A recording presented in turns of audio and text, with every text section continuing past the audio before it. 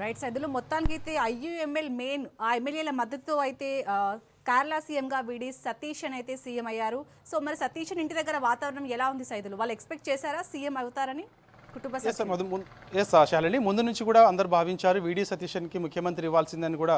ఎప్పుడైతే మే 4న ఎన్నికల ఫలితాలు వెలువడుతున్న సమయంలో కేరళలో యూడీఎఫ్ స్పష్టమైన అధికారం దిశగా లీడ్ కనబరుస్తున్నప్పుడు, దాదాపుగా 107, 108 స్థానాల్లో లీడ్ కనబరుస్తున్నప్పుడు 100కు పైగా స్థానాలు గెలుస్తుంది కేరళ యూడీఎఫ్ అని వార్తలు వచ్చినప్పుడు మనకు చూసినప్పుడు కూడా సో వీడి సతీశన్ ముఖ్యమంత్రి అని కూడా వెంటనే అదే రోజు సాయంత్రం ఈడి సతీశన్ నియోజకవర్గంలో పెద్ద ఎత్తున ఫ్లెక్సీలు వెలిశాయి. ముఖ్యమంత్రి వీడి సతీశన్ అని ఈడి సతీశన్ ఇంటి ముందు కూడా పెద్ద ఎత్తున ఫ్లెక్సీలు కూడా ఏర్పాటు చేశారు. సో అతని నియోజకవర్గం పరువూరు నియోజకవర్గంలో కూడా ఎక్కడ చూసినా కూడా వీడి సతీశన్ కేరళ ముఖ్యమంత్రి అని కూడా ఫ్లెక్సీలు వెలిశాయి. సో ఇప్పుడు వీడి సతీశన్ పేరును అధికారికంగా ఏఐసీసీ ప్రకటించడంతో పెద్ద ఎత్తున సంబరాలు చేసుకుంటున్నారు. వీడి సతీశన్ వర్గీయులతో పాటుగా ఐయుఎంఎల్ ఎమ్మెల్యేలందరూ కూడా సంబరాలు చేసుకుంటున్నారు. ఐయుఎంఎల్ యూడీఎఫ్ కూటమిలో భాగం కాబట్టి ఐయుఎంఎల్ లో ఉన్నటువంటి కొందరు నేతలకు మంత్రి పదవులు కూడా దక్కే అవకాశం కూడా కనిపిస్తుంది. ఎందుకంటే వీడి సతీశన్కి సంపూర్ణ మద్దతు ఐయుఎంఎల్ ఇచ్చింది కాబట్టి వాళ్ళలో కొందరికి మంత్రి పదవులు కూడా వచ్చే అవకాశం అయితే కనిపిస్తుంది. కాబట్టి ఇప్పుడు వీడి సతీశన్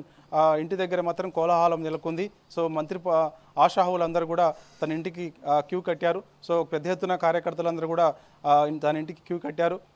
పరువూరు నియోజకవర్గం మొత్తం కూడా కార్యకర్తలు సంబరాలు చేసుకుంటున్న పరిస్థితి కనిపిస్తుంది. ఎందుకంటే వరుసగా 6 సార్లు అదే నియోజకవర్గం నుంచి గెలవడం అంటే మామూలు విషయం కాదు. ఎందుకంటే ఇప్పుడు 7వసారి దాదాపుగా 2001 నుంచి ఇప్పటి వరకు కూడా వరుసగా పరువూరు నియోజకవర్గం నుంచి భారీ మెజార్టీతో ఆయన ఎల్డీఎఫ్ అభ్యర్థి పైన గెలుస్తూ వస్తున్నారు. కాబట్టి సో ఇప్పుడు వీడి సతీశన్ అభిమానులందరూ కూడా ఎంతో ఆనందపడుతూ క్రాకర్స్ కాలుస్తూ సంబరాలు చేసుకుంటూ స్వీట్లు తినిపించుకుంటున్నటువంటి పరిస్థితి కనిపిస్తుంది. కాబట్టి సో ఇక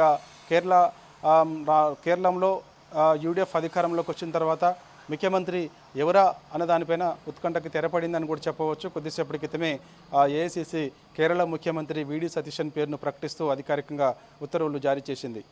సైదులు అలాగే మంత్రివర్గ విస్తరణ ఎలా ఉండబోతుంది? ఎందుకంటే ఇప్పుడు మీరంటూ సీఎం రేస్లో ముగ్గురు ఉన్నారు.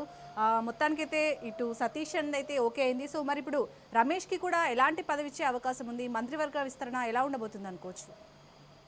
చూడాలి. రమేష్ చెన్నితాల మొదటి నుంచి కూడా ఆయన సీఎం రేసులో ఉన్నాను, సీనియర్ నాయకుడు అని కూడా చెప్పుకుంటూ వస్తున్నారు. కాబట్టి సో మంత్రివర్గంలో ఆయనకి చోటు దక్కే అవకాశం అయితే ఉంది.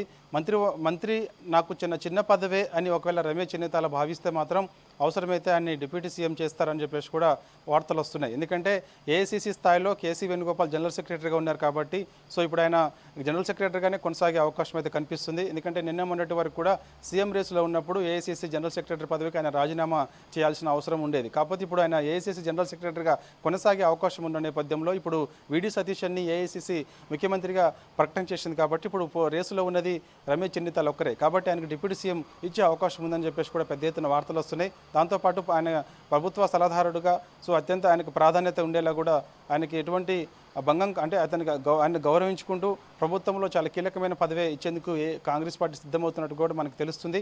సో కొంత నిరాశ పడుతున్నప్పటికీ కూడా రమేష్ చెన్నితాలతో పాటుగా రమేష్ చెన్నితాల వర్గీయులందరూ కూడా కొంత నైరాశ్యంలోకి వెళ్ళిపోయారు. ఎందుకంటే రమేష్ చెన్నితాల ముఖ్యమంత్రి అవుతారని చెప్పేసి కూడా అందరూ భావించారు. కొంతమంది ఎమ్మెల్యేలు కూడా రమేష్ చెన్నితాలను ముఖ్యమంత్రి చేయాలని చెప్పేసి కూడా ఏఐసీసీకి లేఖలు రాశారు. సో వారందరూ కూడా ఎందుకంటే సీనియర్ నాయకుడు రమేష్ చెన్నితాల 2021 కంటే ముందు ఆయన ప్రతిపక్ష నాయకుడిగా రమేష్ చెన్నితాల ఉన్నాడు. అప్పుడు ఎల్డీఎఫ్ కానీ యూడీఎఫ్ అధికారంలో ఉన్నప్పుడు కానీ కేరళ రాష్ట్రాన్ని అభివృద్ధి పదంలో తీసుకెళ్లేందుకు కానీ సో అదేవిధంగా కాంగ్రెస్ పార్టీని బలోపేతం చేయడంలో కానీ ఆయన కృషి ఉన్నదని చెప్పేసి కూడా వాళ్ళ వర్గీయులందరూ కూడా చెప్తూ ఉన్నారు. కాబట్టి రమేష్ చెన్నితాలకు ఇప్పుడు ప్రభుత్వంలో ఆయనకి ప్రాధాన్యత లేకపోతే మాత్రం ఖచ్చితంగా రానున్న రోజులలో కొన్ని పరిణామాలు చోటు చేసుకోబోతాయని కూడా వాళ్ళ వర్గీయులు మీడియా ముందుకు వచ్చి మాట్లాడుతున్న సందర్భం కనిపిస్తుంది ప్రస్తుతం కేరళలో. ఎందుకంటే రేసులో ఉన్నప్పుడు రమేష్ చెన్నితాలని కూడా కూర్చొని మాట్లాడాలి, పిలిపించి మాట్లాడకుండా ఈ విధంగా అధికారిక ప్రకటన చేయడం సరైనది కాదని చెప్పేసి కూడా వాళ్ళ వర్గీయులు చెప్తున్నటువంటి పరిస్థితి కనిపిస్తుంది. కాబట్టి ఇప్పుడు రమేష్ చెన్నితాలని ఏఐసీసీ బుజ్జగించే పనిలో నిమగ్నమై ఉంది. అన్ని అవసరమైతే ఢిల్లీకి కూడా పిలిపించే అవకాశం కూడా కనిపిస్తుంది.